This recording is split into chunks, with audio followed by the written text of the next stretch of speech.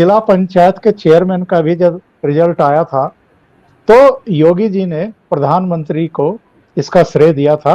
और फिर प्रधानमंत्री की तरफ से भी एक ट्वीट आया था जिसमें योगी जी की उनकी टीम की प्रशंसा की गई थी और कार्यकर्ताओं को भी श्रेय दिया गया था। तो इस बार फिर प्रधानमंत्री को उन्होंने श्रेय दिया। वजह यह है कि पिछले दिनों मीडिया के एक भाग ने योगी और मोदी को लेकर के बहुत कंट्रोवर्सी खड़ी करने की कोशिश की थी।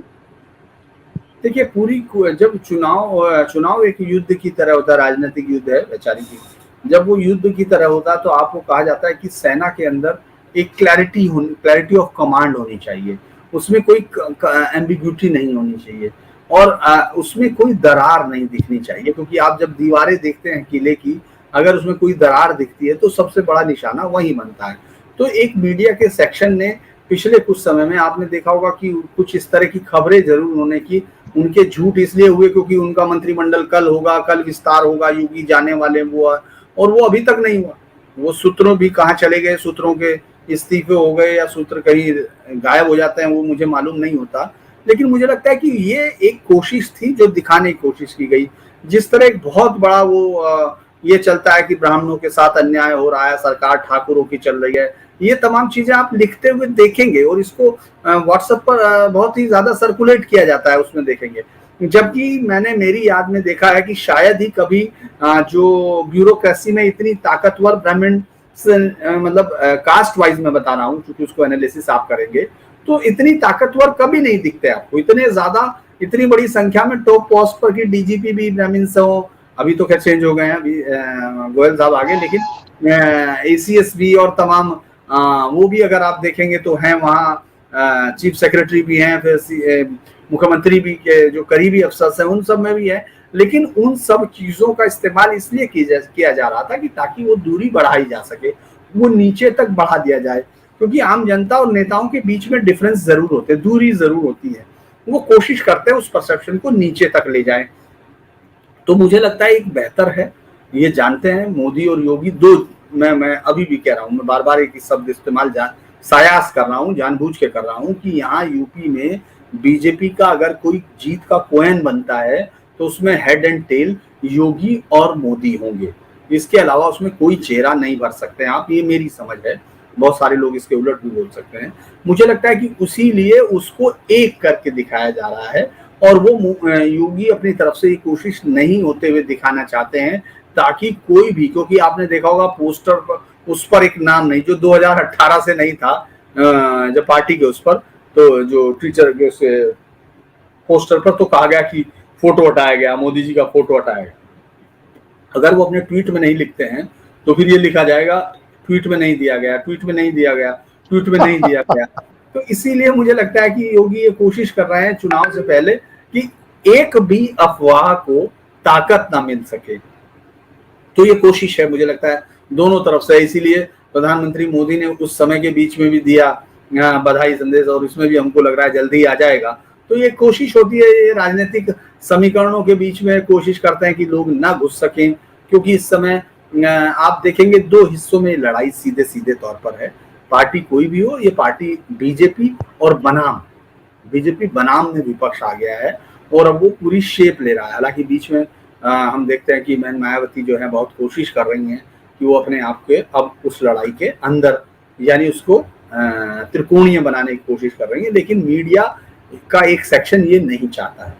वो इस लड़ाई को द्विपक्षीय रखना चाहता है, वो बंगाल को यहाँ दोहराना चाहता है। हालांकि बंगाल का नाम वो नहीं लेता, क्योंकि बंगाल में जो हुआ उसमें एनएचआरसी से लेके देश के कोर्ट्स तक जो कह रहे हैं, वीडियो जो कहा, अब वो उसको उसकी अभिव्यक्ति की आजादी के थोड़ा अगेंस्ट जाता है। मुझे लगता है कि इसीलिए ये ज्यादा कोशिश है अमित मिश्रा जी। हालांकि हम लोग चर्चा कर रहे हैं पंचायत चुनाव पर अमित मिश्रा का एक मैसेज है कि ओमकार जी और पुंडीर जी, क्या योगी राजनीतिक दृष्टि से भाजपा के संदर्भ में उत्तर प्रदेश में अपरिहार्य होते जा रहे हैं, और क्या ओवैसी के चुनाव में कूदने से समाजवादी पार्टी को नुकसान हो सकता है बिहार में राजद की तरह?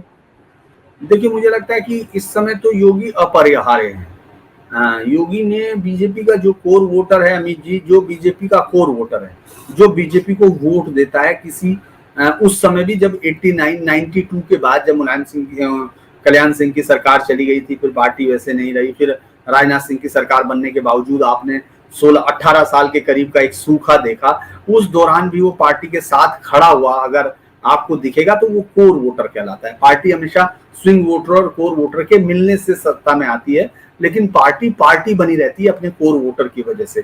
तो कोर वोटर जो चाहता है, जो वो अपने लीडर से चाहता है, मुझे लगता है कि योगी उसका कार्य रूप है, उसका एक शक्ल है, जो उसका एक कार्यकर्ता के कि मुझे ऐसे करते दिखे। क्योंकि आप देखेंगे बीजेपी का बेसिक वोटर हमेशा इस बात पर वो राष्ट्रवादी मुद्दा उसके लिए पहले होता है। आप देखते होंगे वो कोशिश करता है कि 370 पर बात करे, कॉमन सिविल कोड पर बात करे, 2 बच्चों के ऊपर पॉलिसीज पर बात करे, धर्मांतरण जैसी चीजों पर वो हल्ला। तो उन तमाम चीजों पर योगी बिल्कुल अड़िग दिखाई देते हैं। मतलब हठ योगी जैसा एक योगी के साथ अगर इस्तेमाल करें, जैसे हम लोग हठ योग मानते हैं, गोरखपीठ उस तरह की है, तो वो आपको हिलते हुए नहीं दिखते हैं। जैसे कि बहुत सारे बयान, जैसे प्रधानमंत्री के मोदी के कई बयानों से उनके समर्थक नाराज होते हैं, मोदी या उनके समर्थक उनके साथ है, लेकिन उनको लगता है कि ये बयान किस तरह का दिया गया।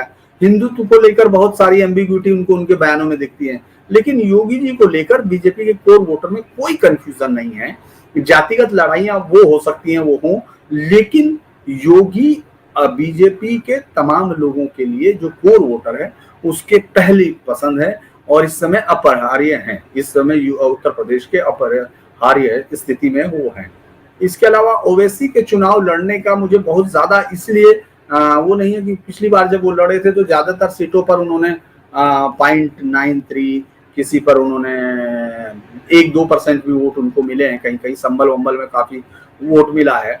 ये कोशिश है, लेकिन अभी वो सपा को नुकसान कितना कर पाएंगे देखना पड़ेगा, क्योंकि अब इस समय जो अल्पसंख्यक वोटर है, माइनॉरिटी वोटर है, वो एक तरफा वोट करना चाहता है। वो सिर्फ इस बार बीजेपी को हराने वाले की बात नहीं कर रहा है, वो समाजवादी पार्टी को क्लैरिटी के साथ वोट देगा।